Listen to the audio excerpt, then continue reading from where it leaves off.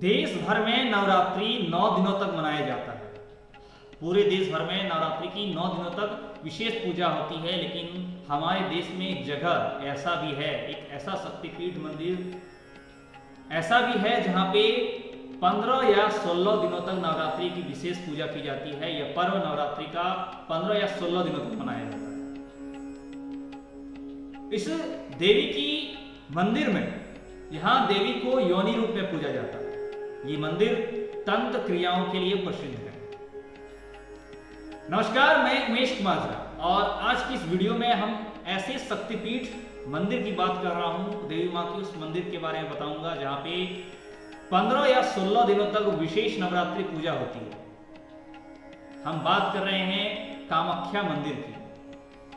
कामाख्या मंदिर गुवाहाटी से करीब 10 किलोमीटर दूर नीलांचल पहाड़ी पर स्थित है। मंदिर के पास ही ब्रह्मपुत्र नदी बहती है और उसी जगह पर देवी सती का योनि भाग गिरा था।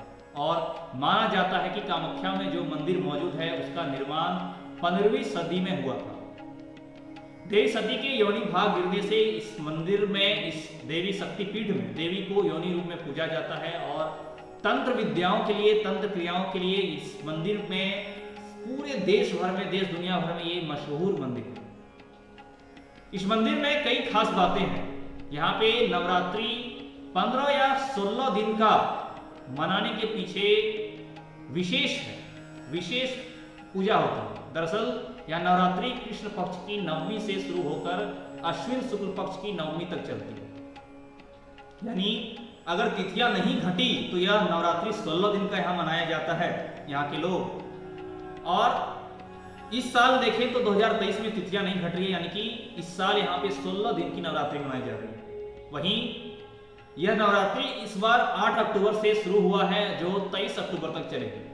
आपको बता दूं, अगर किसी वर्ष तिथि घटती है तो यहाँ नवरात्रि 15 दिनों तक मनाई जाती है। यानी कि एक खास ऐसा जगह पूरे देश भर में जहाँ पे 9 दिन से ज्यादा यानी कि 15-16 दिन तक नवरात्रि होती है। आपको बता दूं, यहाँ की जो पंडित हैं वो बताते हैं कि नवरात्रि में अधिकतर भक्त यहाँ चंडी पाठ करने आते हैं।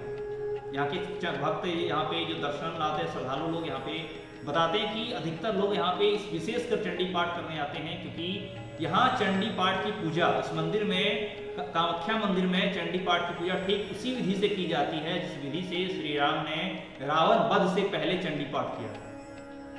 श्री राम ने जैसे वनवास में रहते हुए मां दुर्गा की आराधना की थी, ठीक वैसे ही यहाँ के पुरोहित पूरी नवरात्रि अपने परिवार से अलग रहकर दुर्गा पूजा करते हैं। आपको बता दो, मां कामाख्या का मंदिर के प्रमुख पुरोहित जो हैं वो बताते हैं कि नवरात्रि में कन्या पूजा यानी कुमारी पूजा का ज्यादा महत्व है। और नवरात्रि के पहले दिन एक कन्या की पूजा की जाती है और दूसरे दिन 2 कन्या की और तीसरे दिन 3 कन्या की पूजा की जाती है। और यही क्रम नवरात्रि भर चलता रहता है। यानी कि एक ऐसा विशेष मंदिर जहां नवरात्रि के हर एक दिन के हिसाब से उतनी संख्याओं में कन्या की विशेष पूजा की जाती है। तीसरे दिन 3, चौथे दिन 4, 5वें दिन 5, ऐसे चलते रहता है। और दिन के साथ साथ कन्याओं की संख्या भी बढ़ती जाती है। यह मंदिर, शक्तिपीठ कई मायने में खास है। आपको बता दूं, पूजा में कन्या को यहाँ पर लाल साड़ी, माला, सिंदूर, मुकुट, आभूषण और इत्र आदि से सजाया जाता है। और देवी कामाख्या के रूप में उस कन्या को, उस कुमारी को साक्षात देवी कामाख्या के रूप में पूजते हैं। और पूजा के अंत में कन्याओं के पैर छूकर आशीर्वाद लिया जाता है। आपको बता दूं, कुमारी पूजा में 5 से 11 साल तक की कन्याओं की पूजा की जाती है। नवरात्रि के इन दिनों मां कामाख्या की पूजा उसी तरह होती है जैसे सामान्य दिनों में होती है।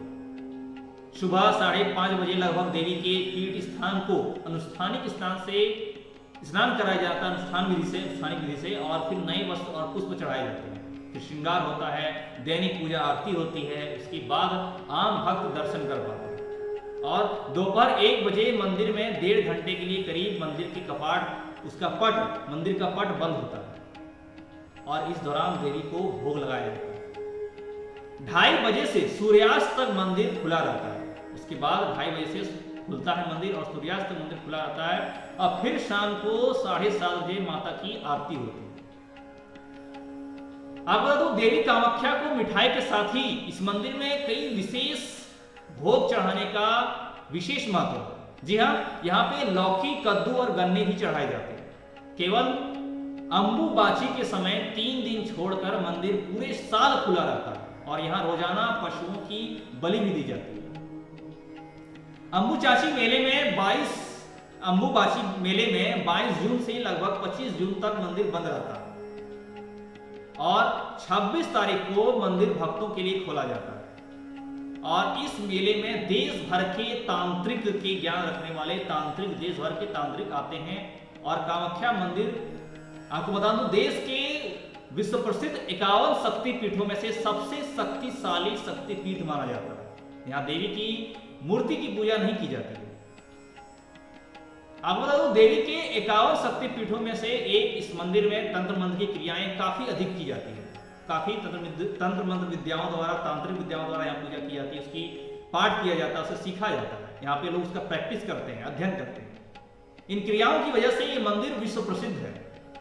सिर्फ भारत में नहीं, पूरे विश्व भर में इस मंदिर का नाम है और लोग इनके बारे में जानते हैं। यहाँ पे माता देवी त्रिपुर सुंदरी, मां मातंगी और कमला के साथ ही अन्य देवियों की मूर्तियां स्थापित हैं।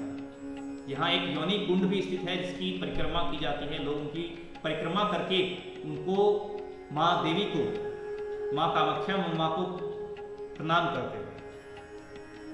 आपको बता दो, मंदिर में पूजा केवल बोर पुजारी करते हैं और ये परंपरा 64 परिवार पीढ़ी दर पीढ़ी चलने की। असम में ज्यादातर मंदिरों के मुख्य पुजारी बोर देवरी समाज के हैं और इस शब्द का इस्तेमाल अहोम राजाओं के समय से ही होता रहा। कामाख्या मंदिर में कई तरह के ब्राह्मण हैं जिनके काम सैकड़ों सालों से बटे हुए हैं। अलग अलग काम बटे हुए हैं। जैसे मां को सुबह जगाने के लिए अलग पुरोहित होते हैं जिन्हें द्वारी कहा जाता है। मंदिर के कपाट बंद करना और पीठ स्थान को स्नान कराना, साफ सफाई की जिम्मेदारी इन्हीं लोगों को होती है, इन द्वारी ब्राह्मणों को। सुबह जब मंदिर के दरवाजे भी वही लोग खोलते हैं और कामाख्या मंदिर में बलि देने से लेकर दाव पर धार लगाने के लिए अलग अलग परिवार के लोग हैं और इन सभी को राजा के जमाने से ही नियुक्त किया गया हुआ है। माता के वस्त्र धोने के लिए धोबी परिवार भी है, वो भी सैकड़ों सालों से, 100 सालों से भी कई सालों से कामाख्या में बसे हुए हैं और ऐसे करीब 64 परिवार हैं जो राजा के जमाने से, राज जब के जमाने से अब तक यहाँ मंदिर में अलग अलग काम करते आ रहे हैं। आपको बता दूं, 10वीं सदी में असम में पाल राजवंश का साम्राज्य था। उस दौरान राजा धर्मपाल ने उत्तर प्रदेश के कन्नौज से 5 पुजारियों के परिवार को यहाँ लाकर बसाया था। इनमें केंदू कोनाई देव शर्मा का भी एक परिवार था जिनकी मौजूदा पीढ़ी बोर पुजारी के नाम से जानी जाती है। इस समय बोर पुजारी परिवार में पुरुषों की संख्या 464 है और यही लोग कामाख्या मंदिर के मुख्य पुजारी हैं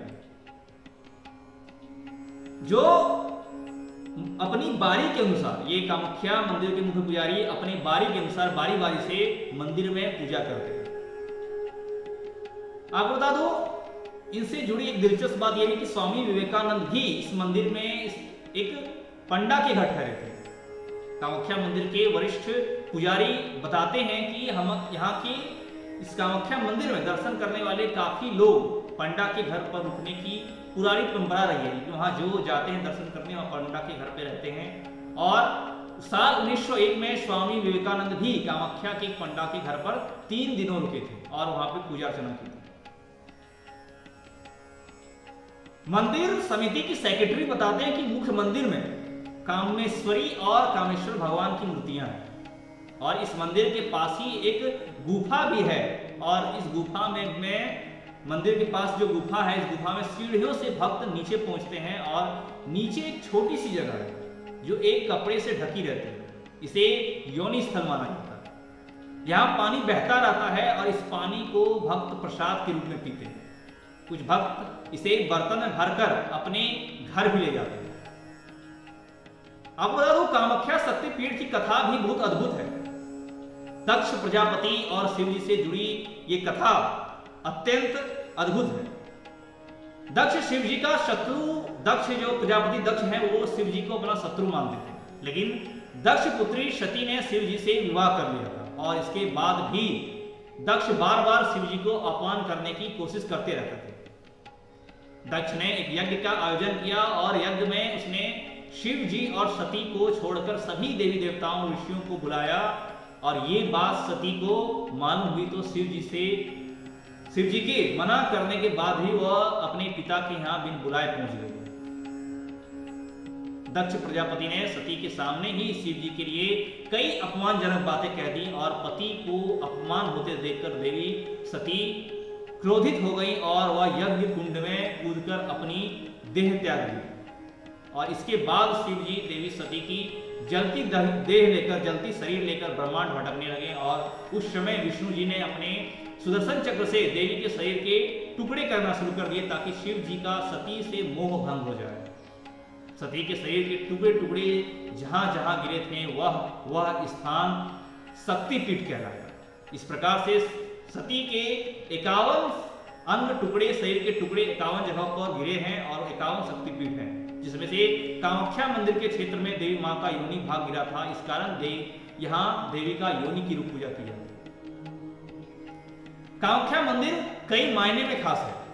कामाख्या मंदिर में सालों भीड़ रहता है, लोग विशेष कर यहाँ पे पूजा करने आते हैं और यहाँ पे पूजा अर्चना करने के लिए सिर्फ देश भर के लोग ही नहीं, पूरे देश के बाहर से भी लोग यहाँ पे घूमने आते हैं। आपको बता दूं, यहाँ पे आमतौर पे सुबह से लेकर पूरी रात तक मंदिर में पूजा अर्चना होते रहती है। ऐसे में अगर आप भी यहाँ पर इन दौरान दर्शन करने के लिए जाना चाहते हैं, नवरात्रि में के दौरान मां कामाख्या मंदिर जाना चाहते हैं, तो आप जा सकते हैं। आज की इस वीडियो में फिलहाल इतना ही। हम आगे आपसे फिर मिलेंगे कुछ नई और अच्छी जानकारी के साथ। हमारे साथ अंत तक बने रहिए। धन्यवाद। जय हिंद, जय भारत, जय मां दुर्गा, जय मां कामाख्या।